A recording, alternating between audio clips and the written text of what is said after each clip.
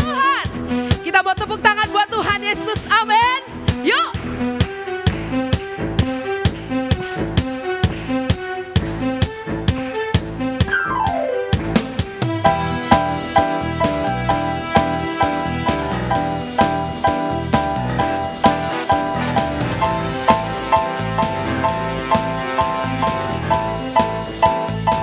Mari semua jemaat Tuhan, bersyukurlah kepadanya, bawalah pujian bagi Dia, karena Dia Raja, Dia yang berkuasa. Tuhanlah kekuatanku, mazmur dan keselamatanku, Dia penolongku, Dia beri hidupku.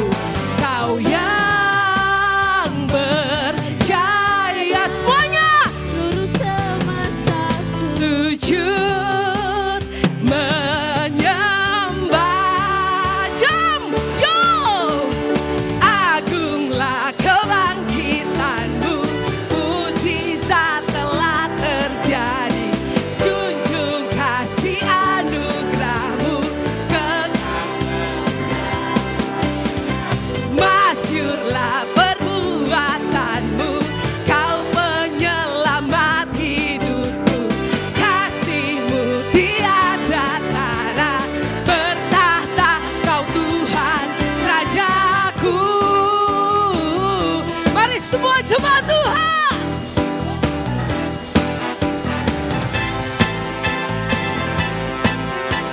Starkid menari buat Tuhan. Bersyukurlah, bersyukurlah kepadanya, bawalah pujian bagi Dia, karena Dia Raja, Dia yang berkuasa. Tuhanlah kekuatanku, mazmur dan keselamatanku, Dia penolong kita, amin. Kau yang semuanya, tangannya angkat tangan, yuk. seluruh semesta Sujud menyembah, Starkid lompat, yuk. Jemaat Tuhan, agunglah kebangkitanmu, mukjizat telah terjadi, junjung kasih anugerahmu, kekal teguh dan mulia, masyurlah perbuatan, kau penyelamat hidupku, kasihmu tiada tara, berkuasa kau Tuhan Rajaku. Mari kita sama-sama, yuk.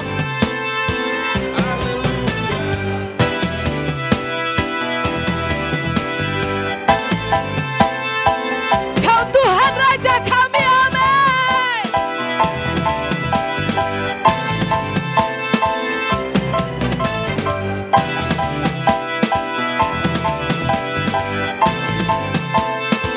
Kau Tuhan atas kami, berjaya, suruh seluruh semesta sujud menyembah. Haleluya. Kau yang berjaya, seluruh semesta sujud, amin.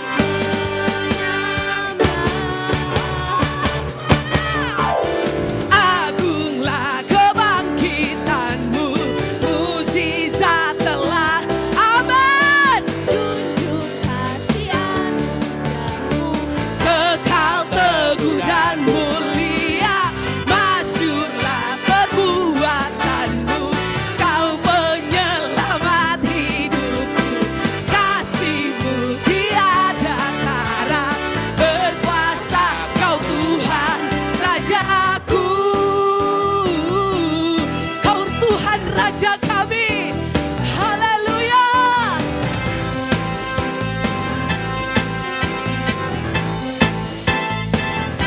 Terima kasih Tuhan. Beri sorak-sorai bagi Tuhan.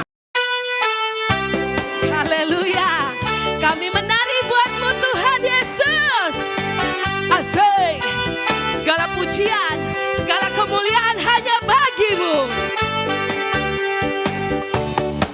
Hidup ini memang banyak masalah, datangnya silih berganti.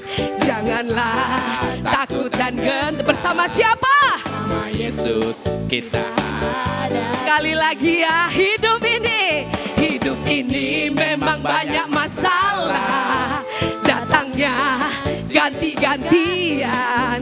Janganlah takut dan gentar. Bersama siapa? tiap ada. Mari jempolnya taruh di atas kepala. Yang penting ada Tuhan Yesus. Oh. Ada Tuhan Yesus. Meskipun hidupku banyak masalahnya, ada siapa? Ada Yesus, ada mukjizatnya. Yang penting ada Tuhan Yesus. Oh, amin. Ada Tuhan Yesus. Meskipun hidupku banyak masalahnya, tangannya. Ada Tuhan Yesus, beres kabeh. Haleluya.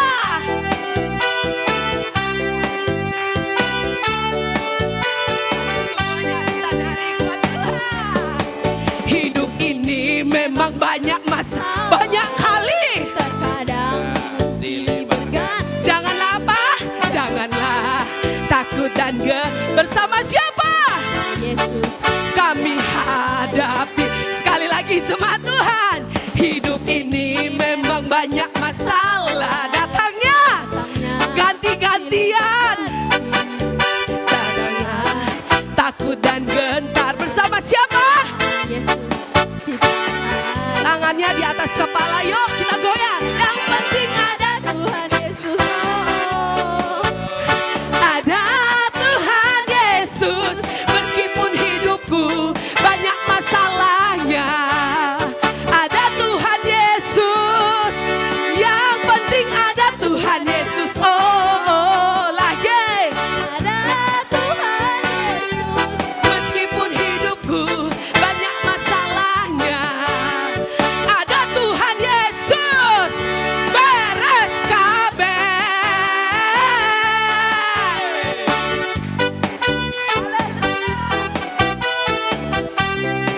Kita percaya bersama Yesus beres kabeh, amin. Yang penting ada Tuhan Yesus. Oh, semuanya. Ada Tuhan Yesus. Meskipun hidupku banyak masalahnya, ada Tuhan Yesus, ada mukjizatnya. Yang penting ada Tuhan Yesus. Ada Tuhan Yesus. Meskipun hidupku banyak masalahnya. Ada Tuhan Yesus. Beres kabeh. Beres kabeh, amin. Selesai semuanya.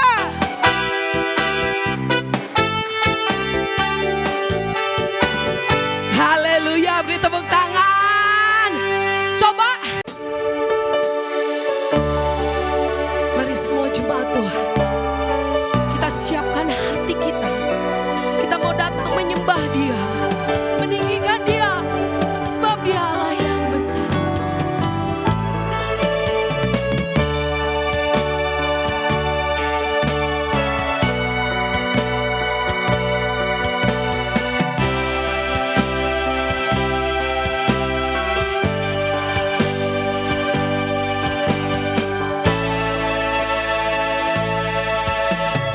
Ku rindu diam di bait-Mu, amin.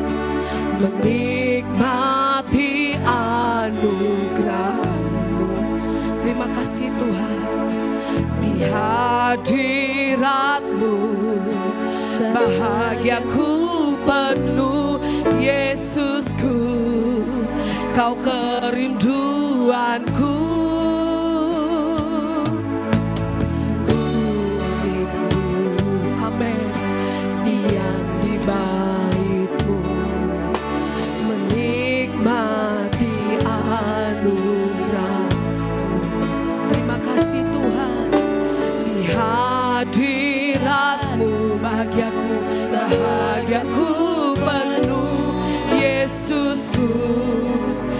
Kau perinduanku, menyembahmu, Tuhan dan Rajaku, memujimu, Yesus kekasih jiwaku, mengikutimu seumur hidupku. Di hadiratmu bahagiaku, bahagiaku penuh. Saya undang semua jemaat Tuhan untuk bangkit berdiri. Kita mau sama-sama menyatakan kebesarannya. Ku rindu, amin, diam di baitmu, menikmati hadiratmu. Terima kasih Tuhan.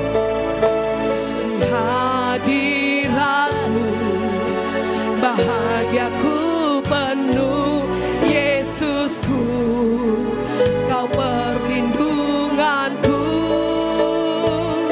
menyembahmu, Tuhan dan Rajaku, memujimu, Yesus kekasih jiwaku, mengikutimu seumur hidupku. Amin.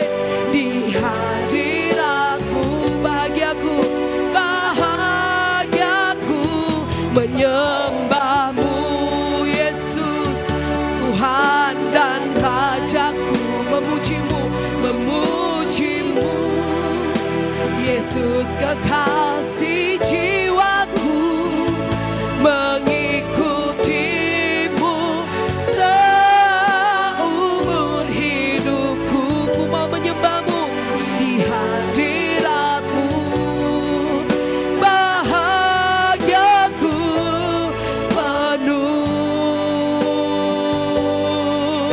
Haleluya, haleluya, haleluya. Bahagia kami penuh bersamamu, Yesus,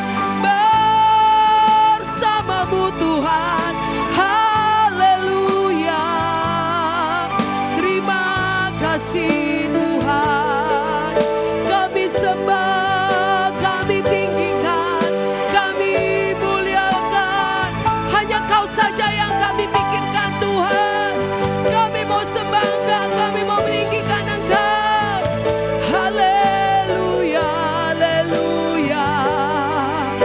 Segala pujian hormat hanya bagimu Tuhan Yesus.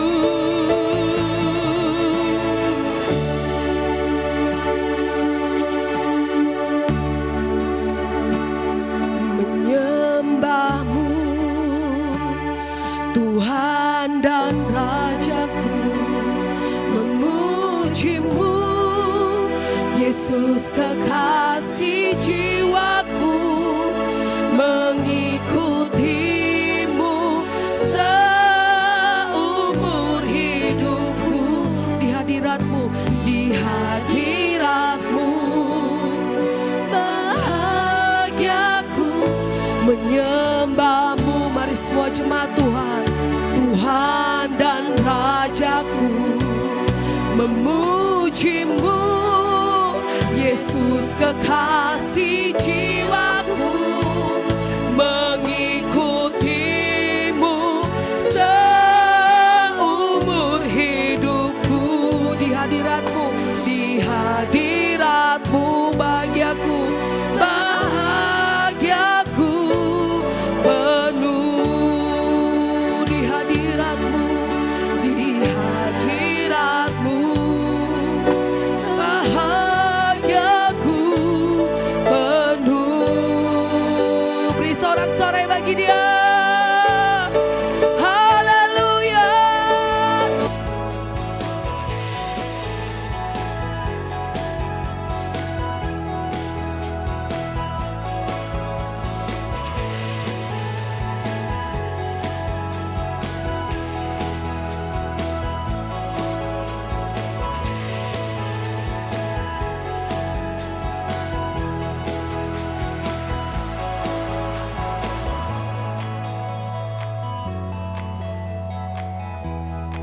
Kami bersyukur kepadamu Tuhan. Isilah pikiran kami dengan firman-Mu Tuhan, karena firman-Mu yang menjadi kekuatan dalam hidup kami. Berkati hamba-Mu, berkati seluruh umat-Mu yang mendengar. Dalam nama Yesus kami berdoa. Amin. Bapak Ibu Saudara-saudari, kita masuk di tema yang baru di sepanjang bulan ini, yakni bagaimana mengalami kuasa Tuhan di masa kini atau masa sekarang. Dan di minggu yang pertama kita belajar bagaimana berjumpa dalam kuasa Tuhan di dalam yang namanya iman. Nah, ada satu cerita, satu kali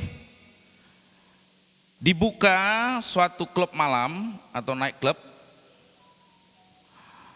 Night club tersebut dibuka di suatu lokasi yang letaknya tak jauh daripada gereja.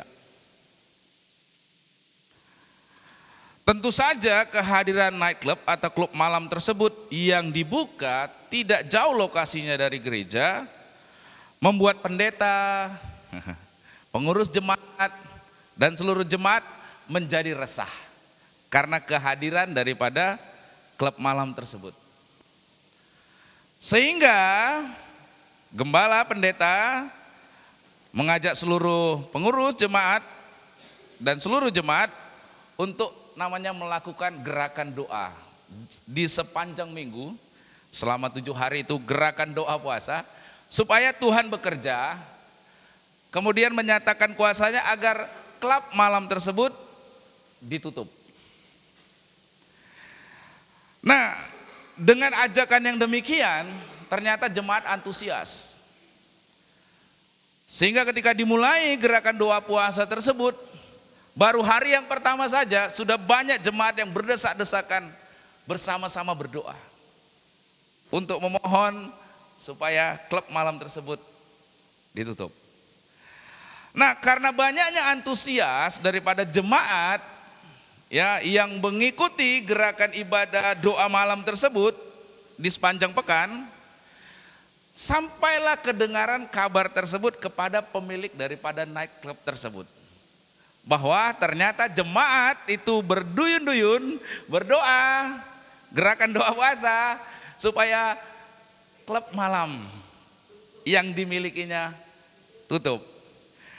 Nah, singkat cerita Bapak Ibu, belum sampai 7 hari ya jemaat tersebut berdoa, ternyata di hari yang kelima ketika jemaat berdoa ya antusias begitu ya, selesai berdoa datanglah hujan yang sangat lebat.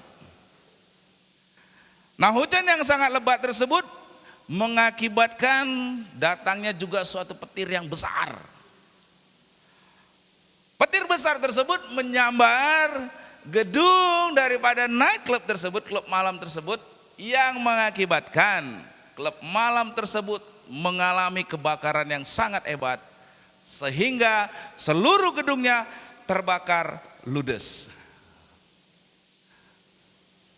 Karena kejadian tersebut, pemilik night club pun mengajukan suatu tuntutan ke pengadilan. Dia mengajukan tuntutan bahwa kebakaran yang terjadi di night clubnya, klub malamnya itu oleh karena daripada doa jemaat yang ada di sekitaran daripada night club di gereja tersebut, ya. Sehingga dia mengajukan tuntutan, dia menyewa pengacara dengan tuntutan bahwa night club tersebut mengalami kebakaran karena petir yang hebat, karena doa daripada jemaat-jemaat yang berada dekat dengan lokasi night club tersebut. Mendengar hal tersebut, gereja, baik itu pendeta dan pengurus jemaat, tentu tidak mau dituntut dengan tuntutan yang demikian, harus mengganti rugi karena kebakaran yang hebat tersebut. Gereja pun juga menyewa seorang pengacara. Seorang pengacara disewa dengan gereja untuk membela gereja. Nah, di dalam suatu persidangan, ya, baik pengacara daripada night club maupun pengacara daripada gereja itu saling berdebat di dalam persidangan tersebut. Yang pengacara daripada nightclub tuntutannya adalah bahwa gereja harus mengganti rugi kebakaran daripada nightclub tersebut, ya, karena kebakaran tersebut karena doa daripada jemaat-jemaat. Sedangkan pengacara dari pihak gereja berkata, bukan, kebakaran itu terjadi bukan karena doa daripada jemaat-jemaat, tetapi memang karena alami saja. Ada datang hujan, dan yang kemudian datang petir sehingga terjadi kebakaran. Mendengar perdebatan antara kedua pengacara, maka hakim pun berkata, oleh karena demikian, berdasarkan dari apa yang sudah saya dengar, maka pengadilan mengambil kesimpulan, katanya, bahwa pemilik nightclub sangat percaya akan kuasa doa, sehingga dia meyakini bahwa bahwa kebakaran daripada klub malamnya karena doa jemaat. Sedangkan katanya orang gereja tidak mengakui kalau itu semua karena kuasa doa. Ini suatu cerita yang sangat menarik, Bapak Ibu saudara-saudari. Saudara di mana ini? Yang mana ini? Yang ada di pihak daripada pemilik nightclub yang meyakini bahwa itu karena doa, atau Anda berada di dalam kumpulan yang namanya tadi orang gereja jemaat yang tidak percaya bahwa Tuhan menjawab doanya? Yang mana saudara ini? Yang kanan atau yang kiri? Jangan-jangan kita menjadi yang kiri, yang nggak percaya bahwa Tuhan itu mampu menjawab doa, yang berkata itu hanya kebetulan. Seperti pengacara tadi yang mengatakan itu hanya kebetulan saja terbakar, bukan karena kuasa Tuhan. Yang mana Bapak Ibu saudara-saudari? Ya, saya harap kita semua berada di posisi pemilik klub malam ya, yang meyakini akan kuasa doa. Amin. Jangan sampai kita menjadi orang yang tidak percaya akan kuasa doa.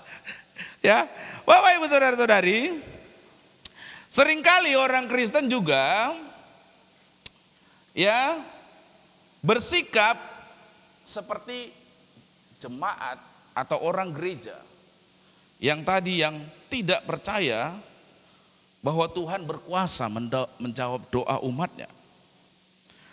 Tentang hal ini, seorang hamba Tuhan yang bernama J.B. Phillips, ya, seringkali dia mengatakan bahwa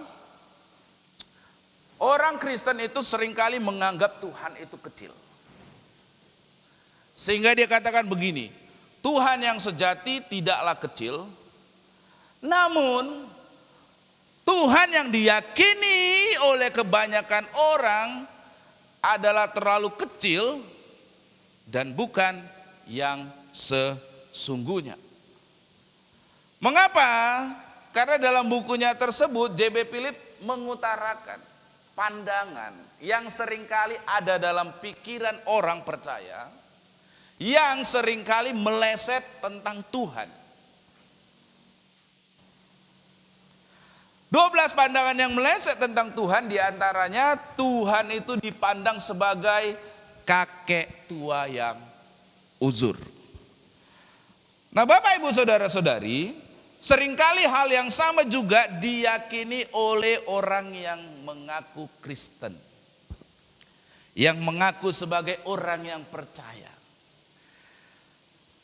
Yang bersangkutan merasa bahwa Tuhan itu terlalu kecil, yang bersangkutan merasa bahwa Tuhan itu tidak berkuasa menolong dirinya, sehingga Bapak Ibu saudara-saudari, karena keadaan yang demikian, seringkali orang Kristen meninggalkan Tuhan. Kalau lagi banyak berkat, ngomongnya apa? Tuhanku luar biasa, Tuhanku luar biasa. Iya, kalau lagi banyak berkat, ada mujizat, apalagi ngalami pertolongan Tuhan, Tuhanku luar biasa, Tuhanku luar biasa. Tapi tuh, ketika ngalami lagi masalah, imannya kembali kecil. Dipandangnya Tuhannya kecil. Apa dibilang? Masalahku ini udah luar biasa. Udah nggak ada yang bisa lagi nyelesain. Ini masalahnya udah berat banget. Padahal nggak ada yang lebih berat. Benar? Amin. Saudara yang mana? Tuhan yang luar biasa atau masalah saudara yang luar biasa? Tanya dulu kanan kiri saudara. Saudara yang mana? Gitu. Masalah yang luar biasa atau Tuhan yang luar biasa? Karena seringkali masalah yang luar biasa membuat orang meninggalkan Tuhan. Meninggalkan Tuhan bukan hanya nggak percaya loh, tapi nggak mau datang beribadah sama Tuhan itu termasuk melihat masalahnya luar biasa.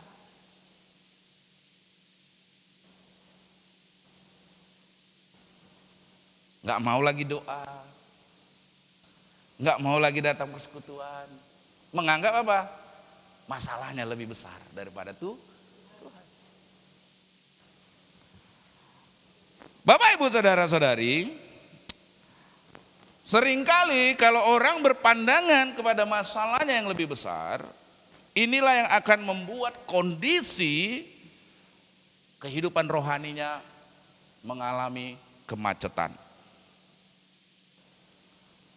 Kondisi ini menghalangi orang mengalami pertumbuhan rohani dan sebagai akibat relasi mereka dengan Tuhan diwarnai dengan ketakutan, keputusasaan, kehilangan gairah dan semangat juang. Nah, Bapak Ibu Saudara-saudari, di sepanjang bulan ini kita akan melihat bagaimana tentang berbagai sikap yang sepatutnya yang perlu ada dalam diri kita tentang Tuhan. Attitude, sikap yang benar yang akan mengakibatkan kita akan mengalami kuasa Tuhan yang tidak terbatas. Dalam hal ini di minggu yang pertama kita belajar bagaimana umat Tuhan yang saat ini, yang saat itu dalam perjanjian lama bangsa Israel ketika mereka sedang terjepit oleh karena masalah yang mereka sedang hadapi. Dan Tuhan ajarkan kepada bangsa Israel tersebut bagaimana sikap yang benar dalam menghadapi keadaan yang demikian. Tentang hal itu ditulis dalam Keluaran pasalnya yang ke-14 ayat 9 sampai dengan ayat yang ke-14. Ya, firman Tuhan dalam Keluaran pasalnya yang ke-14 ayat yang 9 sampai dengan ayat yang ke-14. Di sana dikatakan demikian, kemudian orang Mesir dengan semua kuda dan kereta Firaun, tentara berkuda dan pasukannya mengejar dan mendapati mereka pada waktu mereka berkemah di tepi laut dekat Pihahirot di depan Baal Zefon. Ketika Firaun telah dekat, orang Israel menoleh dan tampaklah orang Mesir menyusul mereka. Orang Israel sangat ketakutan dan mereka berseru-seru kepada Tuhan. Bapak Ibu Saudara-saudari, konteks daripada ayat-ayat ini adalah, kalau saudara masih ingat guru sekolah minggu atau anak sekolah minggu, tentu ingat cerita ini. Pada waktu itu bangsa Israel kurang lebih sekitar 400 tahunan tinggal di Mesir. Kemudian kurang lebih 1 atau 2 abad mereka dijadikan budak di Mesir. Lalu kemudian Tuhan dengan kuasanya yang ajaib, kalau saudara ingat menurunkan berapa tulah? Ya lulus ya, 10 tulah ya, yang sangat luar biasa, yang karena keajaiban, karena kuasa Tuhan yang luar biasa 10 tulah itu, akhirnya Raja Mesir yang keras kepala itu menjadi luluh. Akhirnya dia membiarkan bangsa Israel itu pergi keluar meninggalkan Mesir. Saudara tahu nggak? antara Keluaran pasal 14 sampai dengan Keluaran pasal yang ke-13, Keluaran pasal 12, jaraknya itu keluar dari tanah Mesir itu ketika mereka sedang berada dalam ayat itu, jaraknya itu hanya 3 hari. Artinya baru 3 hari mereka melihat yang namanya keajaiban 10 tulah yang Tuhan berikan, yang Tuhan kerjakan ya untuk menyatakan kuasa dan mujizatnya. Nah, Bapak Ibu saudara-saudari, yang menarik dari cerita ini kemudian adalah ketika mereka dalam perjalanan tersebut, si raja Mesirnya berubah pikiran. Nah, ya. Yang sebelumnya diizinkan, ya udahlah, udah kena 10 tulah ini. Sampai yang terakhir anak sulungnya harus mati, ya kan? Setiap anak sulung daripada orang bangsa Mesir mati, Raja Firaun nggak bisa buat apa-apa lagi, ya udah, pergilah kalian. Tetapi kemudian setelah bangsa Israel ini pergi, bangsa Israel pada waktu itu Tuhan sengaja nggak lewat daerah Filistin, tapi Tuhan bawa lewat padang gurun. Ya. Sehingga ketika mereka melintasi padang gurun, rupanya di depan mereka terbentang yang namanya danau Laut Teberau. Ya, Laut Teberau, Laut Teberau. Laut yang sangat besar luas. Nah, ketika itu keadaan terjepit, saudara. Di belakang Raja Mesir yang berubah pikiran mau mengejar, mau membawa bangsa Israel lagi kembali ke Mesir. Sedangkan di depan ada Laut Teberau yang gak mungkin dengan mudah diseberangi. Bangsa Israel saat itu dalam keadaan seperti film, maju kena, mundur kena, diam pun kena. Jadi mau maju nggak bisa, ada laut. Di belakang ada pasukan Mesir datang dengan kereta kudanya. Mundur nggak bisa, diam pun juga bakalan mati, kena juga. Sehingga mereka dalam keadaan yang terjepit, begitu saudara. Nah, dalam keadaan yang terjepit itu di ayat 11, mereka berkata kepada Musa, apakah nggak ada kuburan di Mesir sehingga nggak membawa kami untuk mati di padang gurun ini? Apa yang kau berbuat ini terhadap kami dengan membawa kami keluar dari Mesir? Bukankah sudah kami katakan kepadamu di Mesir, jangan ganggu kami dan biarlah kami bekerja pada orang Mesir, sebab lebih baik kami bekerja bagi orang Mesir daripada mati di padang gurun? Baru 3 hari yang lewat, melihat kuasa Tuhan yang luar biasa lewat 10 tulah. Tetapi sekarang ketika menghadapi masalah, udah mulai apa saudara? Mulai apa? Bersungut-sungut. Itu tadi tuh. Kalau lagi asik ya kan, berkatnya banyak, Tuhan keluar. Tapi kalau udah masalahku yang luar, nah itu Anda coba bayangkan. Saya suka itu nonton film, ya film Musa itu luar biasa itu kengerian, kedahsyatannya itu 10 tulah itu. Coba bayangkan begitu, 10 tulah itu dikerjakan, itu mujizat yang luar biasa itu. Sehingga memaksa bangsa Mesir yang saat itu bangsa yang kuat, bangsa yang powerful, gak bisa berbuat apa-apa. Tapi baru 3 hari yang lewat, ngelihat kuasa Tuhan yang luar biasa. Sekarang begitu menghadapi kesukaran yang lain, mulai sungut-sungutnya. Lebih baik kami bekerja bagi orang Mesir daripada mati di padang gurun. Padahal Tuhan punya maksud baik untuk membawa mereka, membebaskan mereka. Tetapi orang-orang ini, saya nggak mau mengasosiasikan, tapi seringkali orang Kristen begini ya kan. Betul. Sebelumnya udah tahunya Tuhan itu luar biasa. Udah mengalaminya Tuhan itu luar biasa. Tapi seringkali ketika posisi keadaan terjepit seperti yang dihadapi bangsa Mesir ini, maju kena, mundur kena, diam pun kena, mulai datang sungut.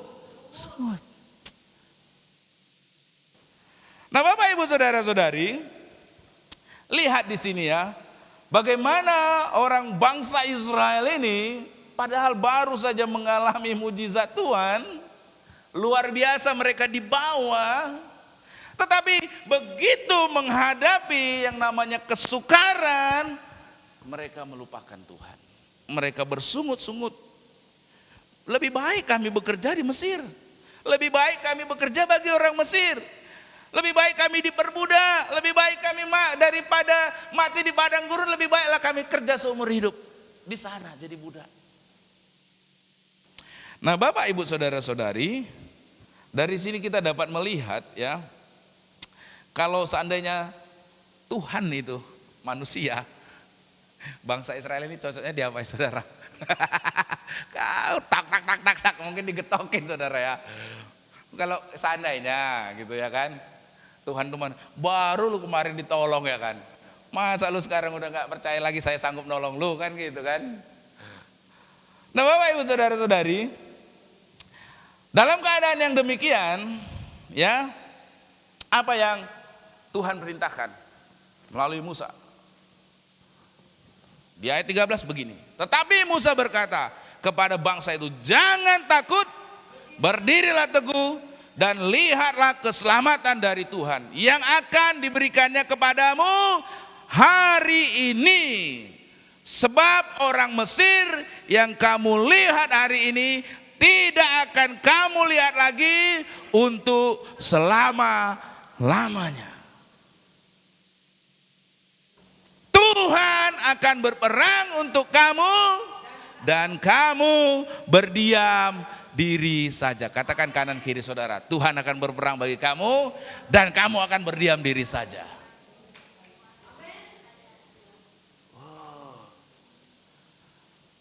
Lihat apa yang Tuhan janjikan, lihat apa yang Tuhan kerjakan.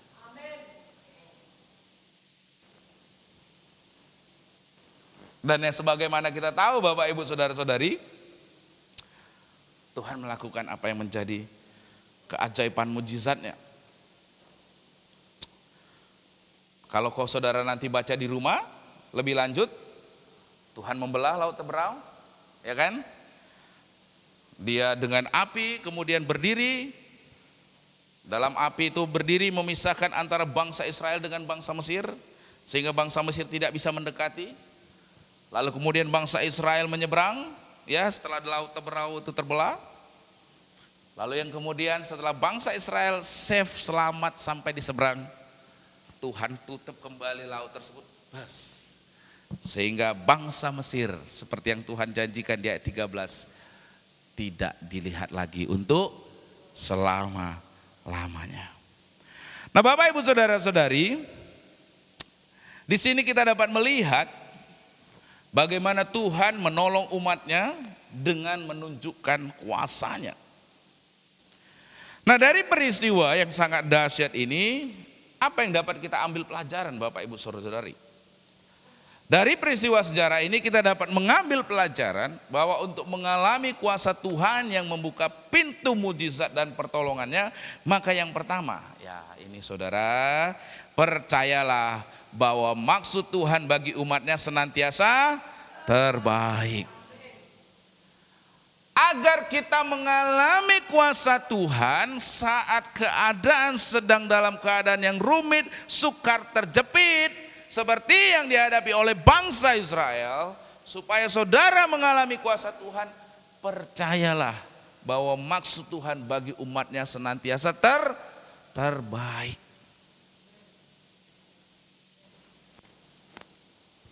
Saya ini kan ada anak-anak kecil dititipkan 3 orang. Kalau maksud si anak, tentu yang terbaik bagi dirinya saat ini adalah main-main. Tapi apakah itu adalah yang terbaik bagi dirinya untuk masa depan? Halo? Kalau keinginan atau maksud si anak, tentu yang terbaik saat ini adalah main-main terus. Kalau bisa main dari pagi sampai dengan sore. Tapi orang tua yang tahu terbaik bagi anaknya, pasti tidak akan membiarkan si anak tersebut bermain-main terus, betul? Dia akan diarahkan apa untuk apa? Belajar. Tapi bagi si anak, perhatikan ini.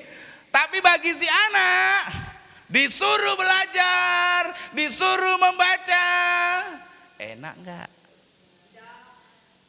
Senang enggak? Enggak. Pastinya apa? Bersungut.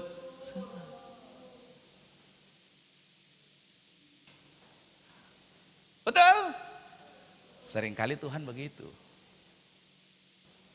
Tuhan tuh tahu yang terbaik bagi kita. Tapi seringkali kita seperti si anak kecil tadi. Bagi kita yang terbaik, ya ini, ya ini, ya ini. Seperti si anak tadi, bagi dia yang terbaik tentu apa? Bermain.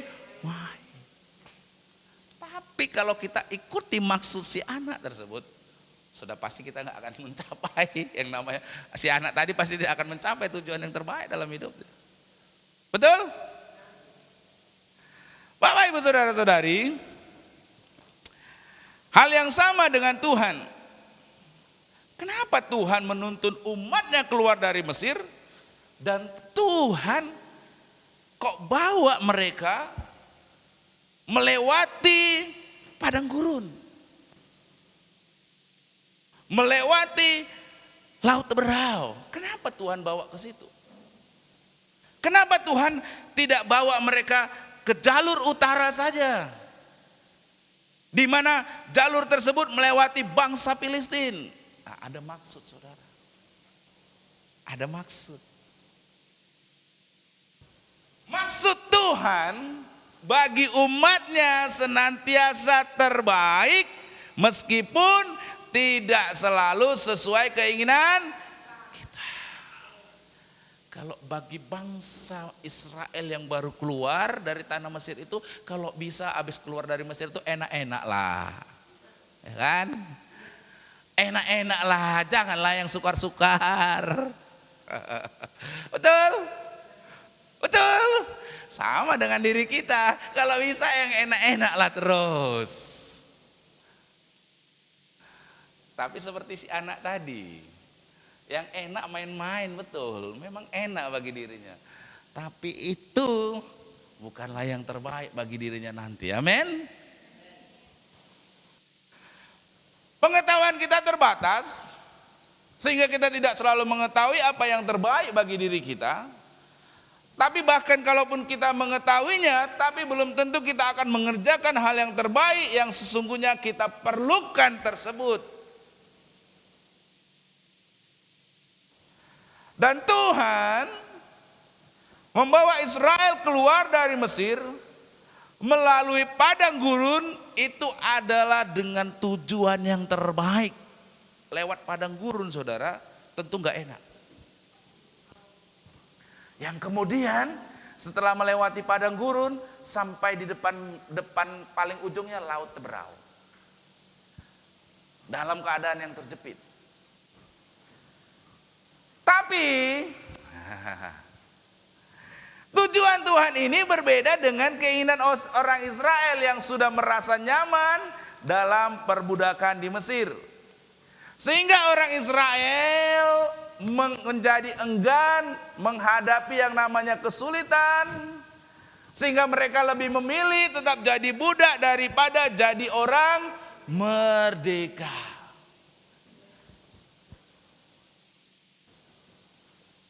Tuhan bawa keluar dari Mesir. Mereka begitu menghadapi kesukaran, tantangan. Kenapa kok di depan ada laut berau? Sedangkan kami sekarang dikejar. Mereka berkeluh kesah.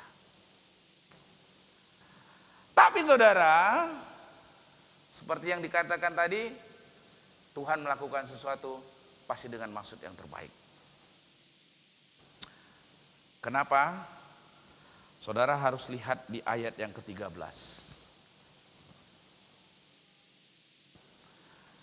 Jangan takut, berdirilah teguh, dan lihatlah keselamatan dari Tuhan yang akan diberikannya kepadamu hari ini.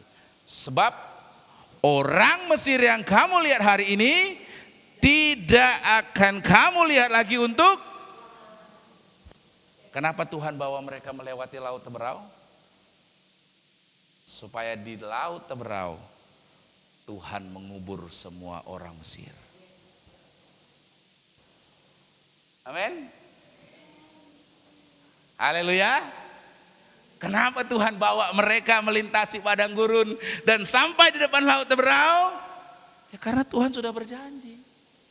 Bangsa Mesir yang kamu lihat hari ini tidak akan kamu lihat lagi untuk selama. Ya supaya benar-benar dibebaskan ini bangsa Israel. Benar-benar dimerdekakan dari perbudakan di Mesir. Ditenggelamkan saja kalau kata Bu Susi. Tapi bangsa Israel tidak menangkap maksud itu. Betul? Sehingga mereka berkeluh kesah. Padahal Tuhan punya maksud yang lain. Amin.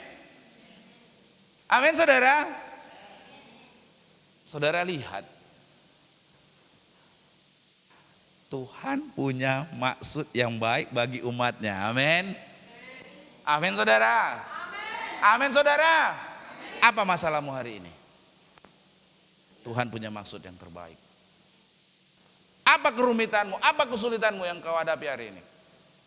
Tuhan punya maksud yang terbaik. Jangan berburuk sangka dengan Tuhan. Jangan berpikir yang keliru kecil terhadap Tuhan. Seperti bangsa Israel, mereka enggak mengerti. Sehingga di ayat 12, ayat 11 dan 12. Apakah tidak ada kuburan di Mesir sehingga engkau membawa kami untuk mati di padang gurun ini? Apa yang kau berbuat terhadap kami dengan membawa kami keluar dari Mesir? Bersungut-sungut. Jangan ganggu kami dan biarlah kami bekerja pada orang Mesir. Sebab lebih baik kami bekerja bagi orang Mesir daripada mati di padang gurun ini. Mereka berburuk sangka kepada Tuhan. Betul. Padahal baru aja loh 3 hari yang lewat mereka melihat Tuhan melakukan keajaibannya. Tapi baru lewat 3 hari. Begitu ada kesukaran masalah. Berburuk sangka kembali, betul? Bersungut-sungut kembali kepada Tuhan. Padahal Tuhan melakukan segala sesuatu ada maksud dan tujuannya. Amin. Dan maksud tujuan Tuhan itu yang terbaik. Walaupun dalam pemikiran kita seperti bangsa Israel, kenapa kami kok dibawa ke padang gurun ini? Kami kenapa dibawa keluar, mau dibuat mati di sini? Itulah berburuk sangka sama Tuhan. Padahal Tuhan punya maksud. Amin. Amin saudara. Seringkali kan kita, coba ini kita renungkan ini. Sepanjang hidup saudara dalam kehidupan sampai saat ini, berapa banyak sih pertolongan Tuhan yang saudara alami? Tapi kenapa baru ketika engkau menghadapi satu persoalan yang tidak terhitung kebaikan Tuhan tadi, seperti saudara lupakan. Betul tidak? Betul? Begitu juga dalam kehidupan kita ini. 1000 kebaikan yang orang lain kerjakan tertutup hanya oleh karena satu kesalahan, betul? Betul? Itulah kita yang seringkali keliru.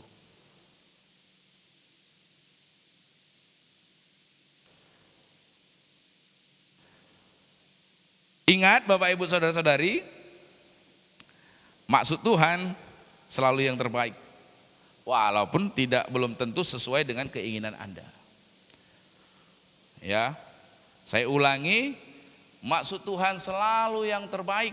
Walaupun tidak selalu seperti keinginan kita. Ingat, di dalam hal ini, dalam melakukan maksud yang terbaiknya ini, tak jarang Tuhan membawa kita umatnya melewati kesukaran untuk mengalami kuasa pertolongannya. Tetapi yakinkanlah dalam diri Anda ya bahwa Tuhan itu punya maksud yang terbaik di dalam segala hal. Amin.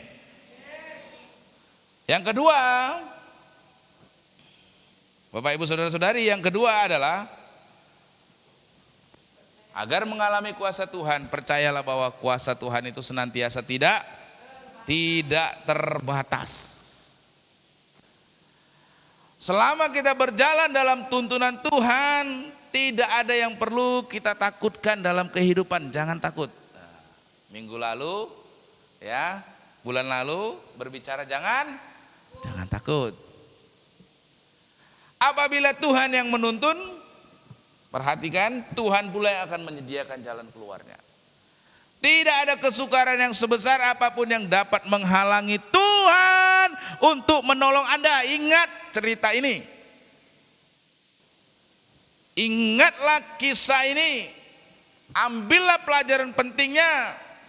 Bahwa enggak ada kesukaran yang besar bagi Tuhan. Amin. Semakin besar kesukaran yang kita hadapi, semakin besar pula kuasa Tuhan yang akan kita.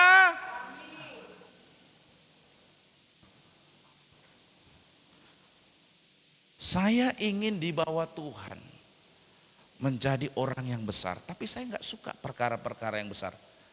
Mungkin nggak?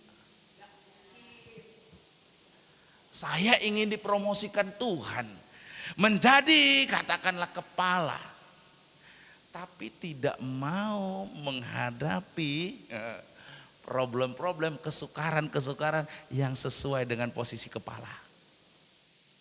Haleluya. Haleluya.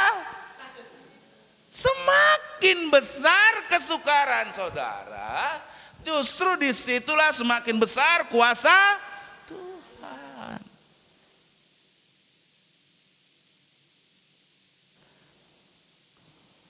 Orang yang berdoa, Tuhan berikan aku kesabaran. Bukan kesabaran yang diberikan dalam hatimu, tapi masalah yang diberikan dalam hatimu, dalam kehidupanmu.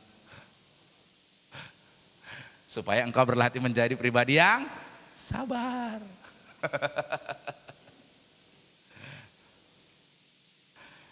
Bapak Ibu Saudara-saudari, inilah yang Tuhan tunjukkan. Bahwa kuasanya tidak terbatas.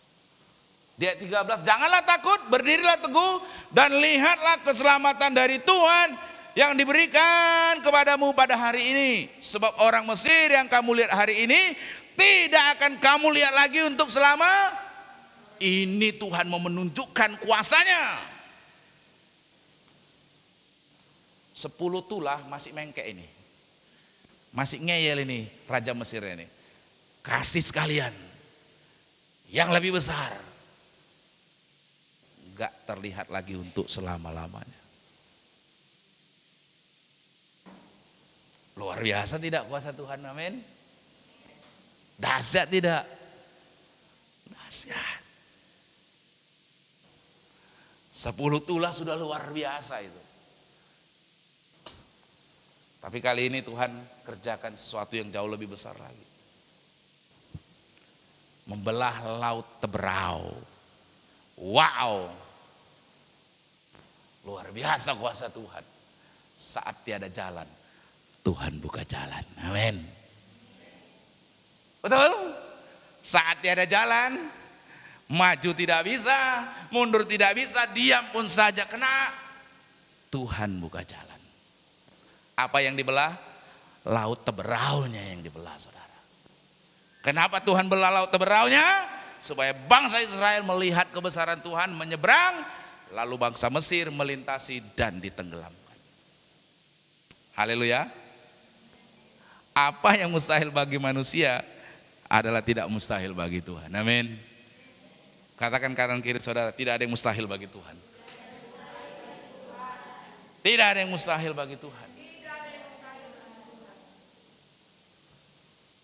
Hati-hati ya, yang saudara pegang kebenaran, tidak ada yang mustahil bagi Tuhan. Hati-hati terhadap suara-suara yang bilang, udahlah masalah ini besar kali, nggak ada jalan keluar. Hati-hati. Jangan dengar perkataan orang. Amin. Jangan dengar perkataan orang yang melemahkan, yang bilang gak mungkin. No, lihat apa yang gak mungkin bagi manusia, bagi Tuhan menjadi mungkin. Amin. Apapun masalahmu, apapun kesukaranmu, tidak lebih besar daripada kuasa Tuhan. Hati-hati dengan suara-suara yang bilang masalahmu jauh lebih besar. Hati-hati. Ya Bapak Ibu Saudara-saudari. Dan yang ketiga, percayalah waktu Tuhan. Jadi yang saudara harus ingat, percaya Tuhan punya maksud yang terbaik. Yang kedua, percaya bahwa kuasanya tidak terbatas. Dan yang ketiga, ingat ini saudara, percayalah bahwa waktu Tuhan senantiasa sempurna. Nah Bapak Ibu Saudara-saudari, ya, berbicara tentang waktu, Tuhan tidak pernah tergesa-gesa di dalam mengulurkan pertolongannya. Sebagaimana juga Tuhan tidak pernah terlambat di dalam bertindak. Seringkali kita manusia mau buru-buru aja, kita paksain keinginan kita aja, betul? Betul tidak sih? Pokoknya kalau bisa secepatnya semua bereslah masalah saya. Tergesa-gesa, terburu-buru. Tapi Tuhan tidak pernah tergesa-gesa. Kenapa kita tergesa-gesa? Kenapa kita terburu-buru? Karena ilmu kita, pengetahuan kita terbatas. Kita tidak tahu apa yang akan terjadi di depan. Juga tidak akan tahu apa yang terjadi 2, 3 hari, 4 hari, seminggu, sebulan ke depan. Mengakibatkan kita kalau bisa sesegera mungkin. Tetapi di dalam hal ini Bapak Ibu Saudara-saudari, ya, Tuhan tidak pernah tergesa-gesa. Tetapi juga Tuhan tidak pernah terlambat. Kalau manusia kan seringkali peribahasanya nasi sudah menjadi bubur. Kalau udah jadi bubur nggak bisa lagi jadi nasi. Artinya udah terlambat. Tapi bagi Tuhan tidak ada yang terlambat. Amin. Berikan tepuk tangan bagi Tuhan. Tidak ada yang terlambat. Tidak ada yang terlambat bagi Tuhan. Bagi Tuhan tidak ada yang mustahil. Bapak Ibu Saudara-saudari, tidak ada yang mustahil bagi Tuhan. Sehingga tidak ada kata terlambat juga bagi Tuhan. Di dalam hal ini, itulah yang Tuhan katakan melalui Musa dalam Keluaran pasal 14 ayat 14. Dikatakan begini, Tuhan akan berperang untuk kamu, selu-selu aja kamu. Dan kamu akan berdiam diri. Wow. Saya kalau baca firman ini kuat, meneguhkan sekali nih. Seringkali kita yang tergesa-gesa, terburu-buru. Kita ingin segera melakukan segala sesuatu, betul? Firman ini luar biasa. Tuhan akan berperang untuk kamu. Kamu ngapain? Kamu ngapain? Berdiam diri saja. Kalau nanti saudara menghadapi keadaan yang terjepit seperti ini, ingatlah nasihat firman ini. Tuhan akan berperang untuk, dan kamu akan berdiam diri saja. Ini seperti Tuhan nemplak itu orang-orang Mesir itu. Lu diam, saya yang berperang. Amin. Wow, luar biasa Tuhan kita. Yang seringkali membuat kita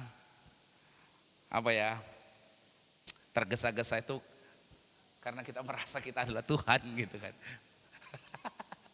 Kita bisa menyelesaikan semuanya. Kita bisa mengerjakan semuanya. Makanya Tuhan kadang-kadang kasih saudara keadaan terjepit. Supaya saudara berdiam diri saja. Dan saatnya Tuhan yang berperang. Amin. Amin. Iya. Pasti nanti terjadi tuh yang demikian itu.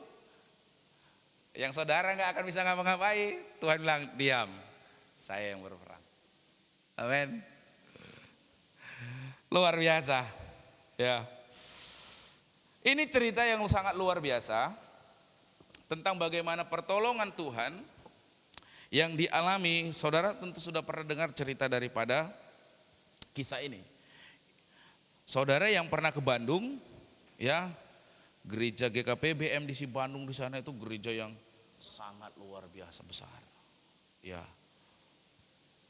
Sangat luar biasa besar, ada di kota, ya. Dan rupanya ini cerita yang sangat menarik berkaitan dengan bahwa waktu Tuhan itu senantiasa sempurna. Jadi pada waktu itu ini cerita kesaksian dialami yang diceritakan oleh Pak Bambang. Waktu siang hari ketika dulu belum membeli gedung gereja, belum sebesar seperti sekarang, waktu awal-awal, di dalam hatinya itu ada keinginan untuk mengajak para penatua jemaat itu berdoa. Enggak tahu Tuhan kasih kerinduan, doa. Nah dia mengajak penatua jemaat, ya kayak kita di gereja ini pengurus jemaat, doa. Saat itu ada 3 pengurus penatua, hanya 2 yang ikut, sementara yang 1 lagi sedang nggak ada di tempatnya. Jadi mereka hanya bertiga, 1 penatua lagi nggak ada, dicoba ditelepon nggak diangkat. Nah seorang penatua tadi bertanya kepada Pak Bambang, Pak kita Bapak ajak doa, mau doa apa? Gitu ya. Pak Bambang bilang saya nggak tahu, cuma Tuhan kasih keinginan saja dalam hati supaya kita berdoa bersama. Nah jadi mereka mulai memuji Tuhan, berdoa, mengucapkan terima kasih kepada Tuhan untuk semua tuntunan dan pimpinannya, dan tanpa mengetahui apa yang harus mereka doakan. Mereka pokoknya nyanyi muji Tuhan, mengucap syukur saja.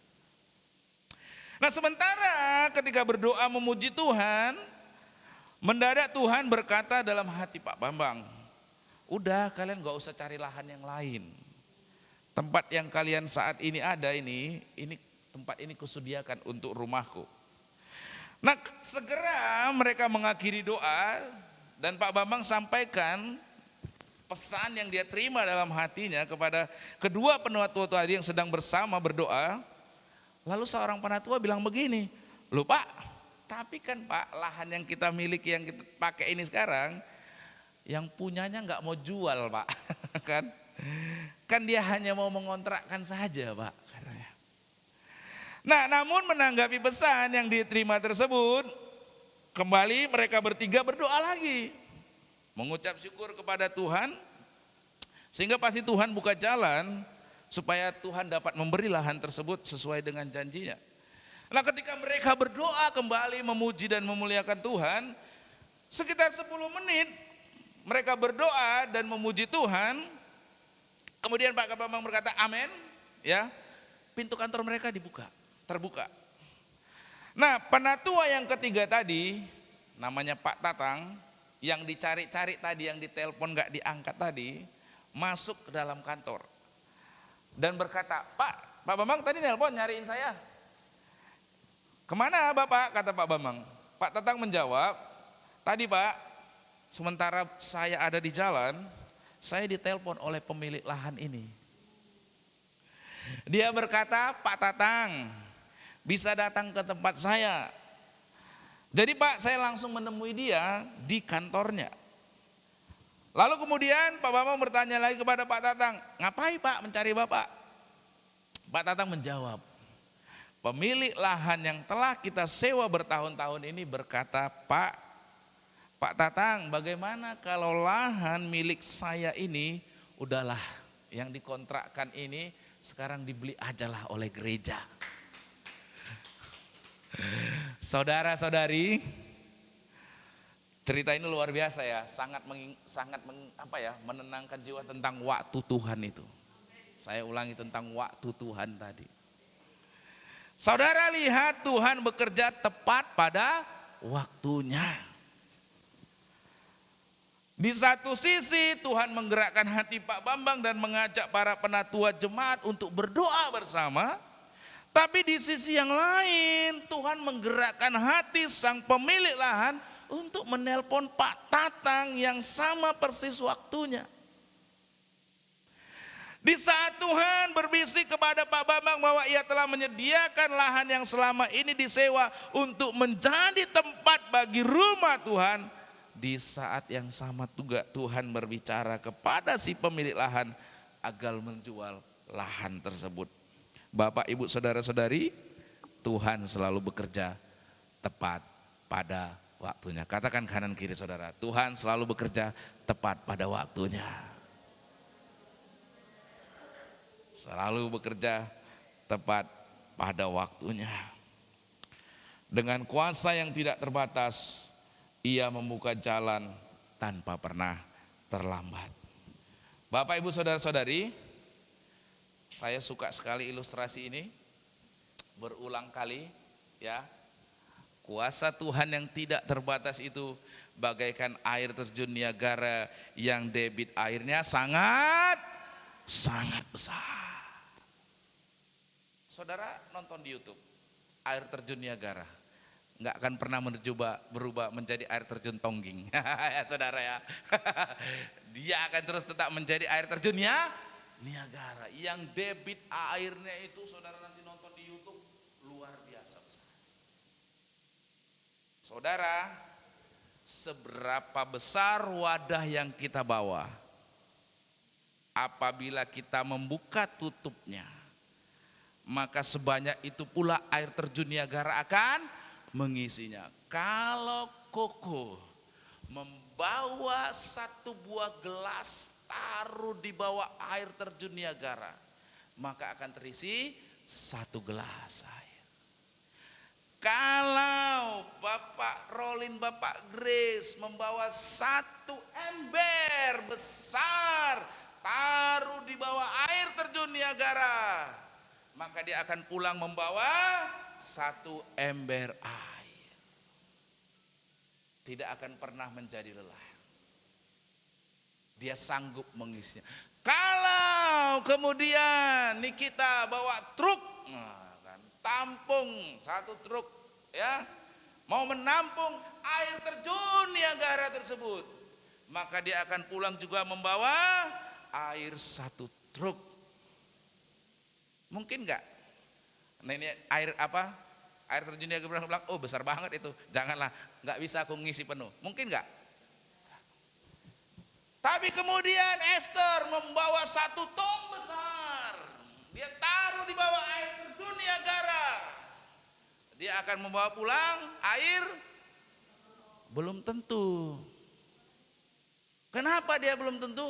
Karena ternyata tutup tongnya masih keadaan tertutup, tidak dibuka.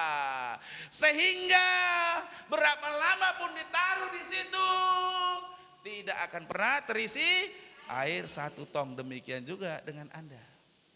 Kenapa orang banyak mengalami kuasa Tuhan, seberapapun besarnya yang dia rindukan Tuhan kerjakan? Karena dia membuka. Betul? Tapi kalaupun Anda datang kepada Tuhan, tapi Anda tutup seperti tong tadi, tidak dibuka, maka tidak akan pernah terisi air. Amin. Bercanda ya Esther ya, jangan langsung kamu sedih Esther ya. Itu kan ilustrasi saja ya. Artinya apa saudara? Saya sangat diberkati ini. Kalau Bu Isino berdoa untuk lahan 1M gereja, ya itu seperti membawa satu truk tadi. Kalau kau yakin, kau akan melihat kuasa Tuhan. Tapi kau kalau yakinnya sama Tuhan cuma kau bawa air satu gelas, kau bawa sama satu gelas kosong, kau akan hanya bawa pulang berapa? Satu gelas. Jadi sama Tuhan bawa yang besar, karena kuasa Tuhan tidak terbatas. Kuasa Tuhan itu seperti air terjun Niagara yang tidak akan pernah lelah, yang tidak akan pernah tidak sanggup. Iman saudara menentukan. Saudara datang bawa satu gelas, Anda pulang bawa satu gelas. Anda membawa ember, Anda membawa satu ember. Anda membawa satu truk, Anda pulang membawa satu truk.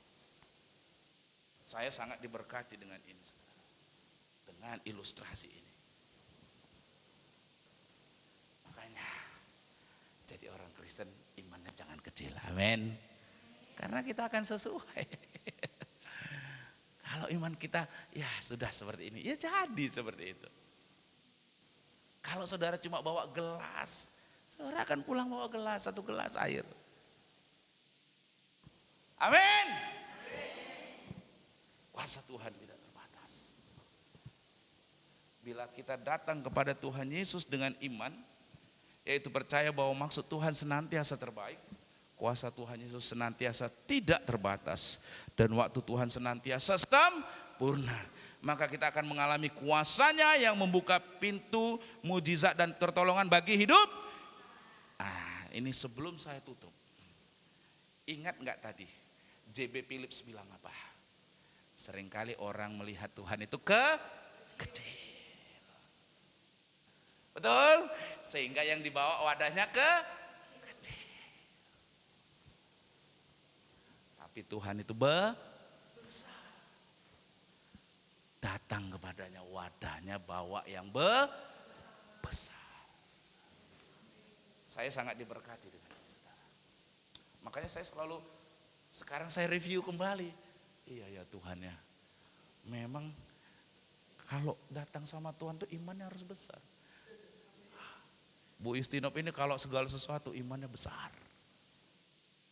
Ya kan? Saya masih ingat.